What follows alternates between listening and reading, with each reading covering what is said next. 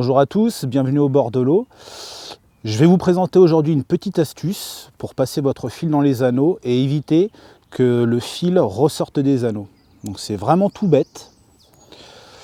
Nous allons prendre le fil, relier les deux fils, vriller légèrement notre fil et laisser un tout petit brin de 15-20 cm dépasser. Ce qui va nous permettre, quand on lâche le fil, de ne pas avoir tout son fil qui redégringole de la canne alors qu'on est arrivé au dernier anneau. Donc,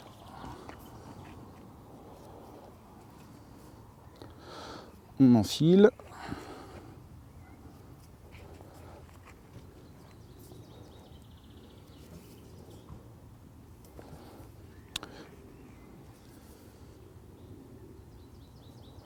Voilà. Et là, je peux lâcher mon fil, même mettre la canne droite, le fil reste bien en place.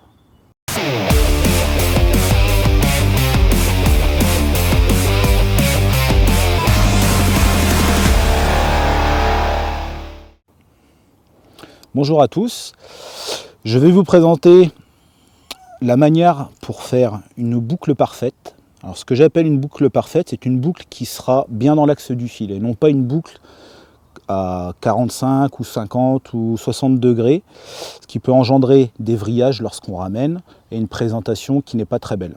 Donc là aujourd'hui j'ai utilisé du nylon Carp Master Matrix en 20 centièmes.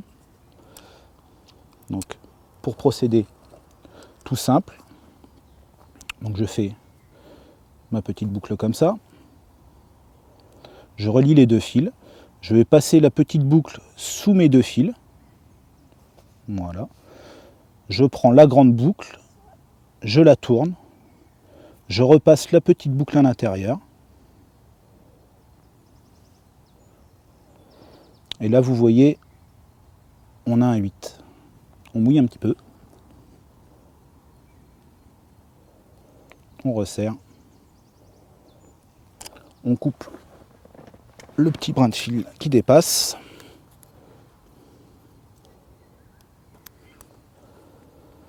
et là vous avez une boucle qui est parfaitement dans l'alignement du fil.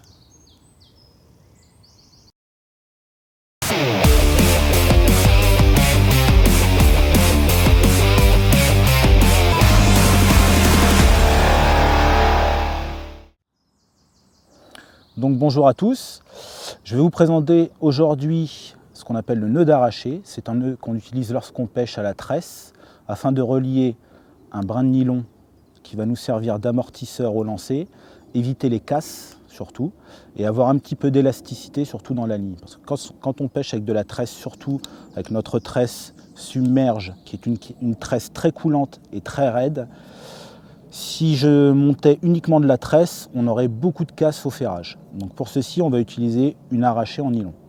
Alors je vous fais voir comment on réalise ce petit nœud. Donc tout simple.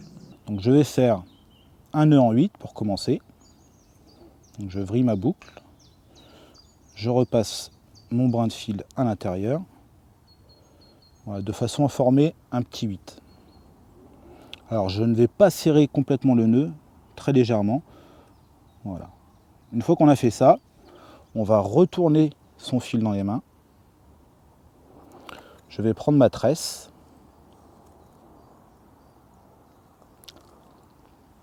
Je vais la passer une première fois par en dessous, dans la première boucle, une deuxième fois par au-dessus.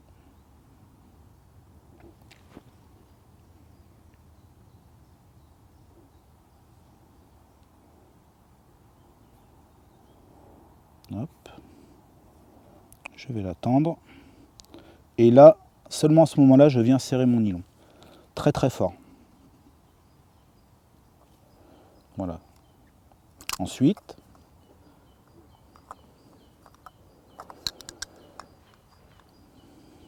je vais faire une dizaine de tours autour de mon nylon avec ma tresse, tout en maintenant un petit espace afin de laisser une petite ouverture pour pouvoir repasser ma tresse. Donc je vais tourner une dizaine de fois.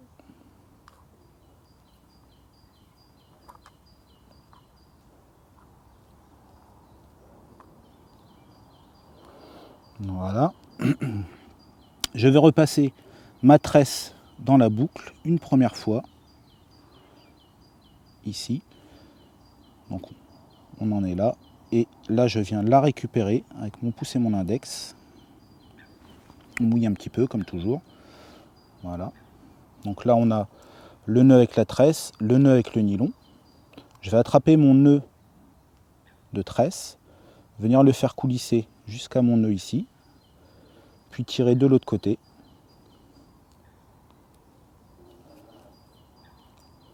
On tire les brins de nylon et de tresse simultanément. Alors, le petit bout de fil en tresse, je laisse dépasser environ 1 cm, de façon à ce que ce ne soit pas trop rigide lors du passage dans les anneaux. Par contre, mon brin de nylon, je vais le couper vraiment à ras, en laissant un tout petit millimètre de fil. Voilà. Je resserre. Et nous avons un nœud qui passe parfaitement dans les anneaux, ce qui évite les casses au lancer.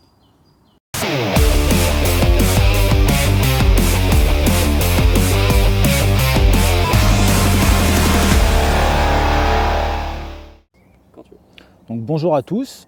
Donc aujourd'hui, je vais tenter de vous expliquer comment choisir son sion feeder. Donc aujourd'hui sur le marché, nous avons deux types de sion feeder, deux types de matériaux, des sions en carbone, des sions en fibre. Donc sachant que la fibre est beaucoup plus souple que le carbone.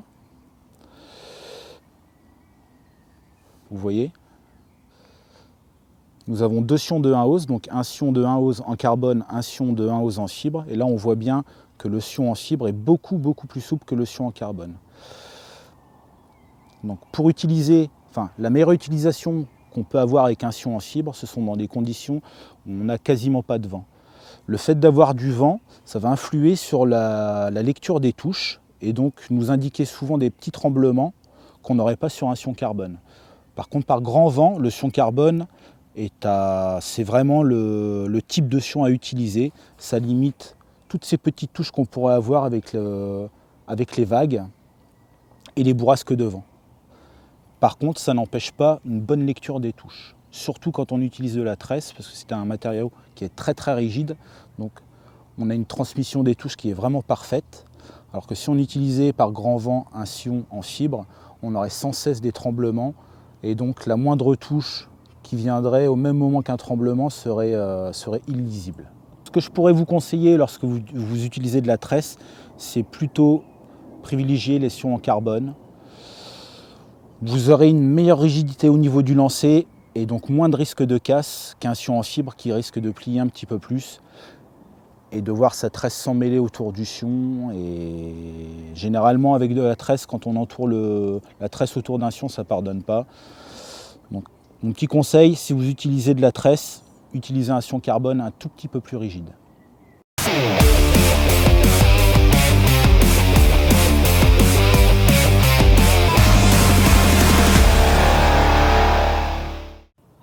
Bonjour à tous. Donc aujourd'hui, je vais vous présenter le lancer pendulaire. Donc c'est un lancer qui vous permet à la fois de ne pas forcer sur le matériel et d'utiliser toute la puissance de vos cannes. D'être très précis également.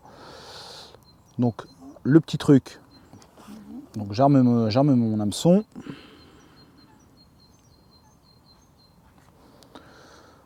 Je remplis ma cage. Donc ce qu'il faut prendre soin de faire, c'est laisser une certaine distance entre sa cage et son sion. Donc là j'ai environ 2,50 m de fil, ce qui me permet aussi d'avoir mon hameçon dans les mains, de recharger facilement.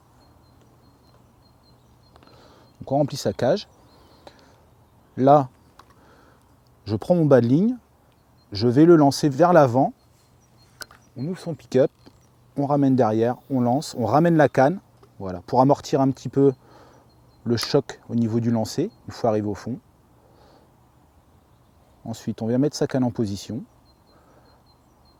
On tend sa bannière. Et voilà, tout en souplesse. Ça évite de casser des sions au lancer également, d'être très précis. Parce qu'avec ce lancer-là, en fin de compte, on va faire passer la cage juste sur le côté de la tête. Et quand la cage repart, avec l'action de la canne, ça nous permet de ne pas forcer sur le lancer.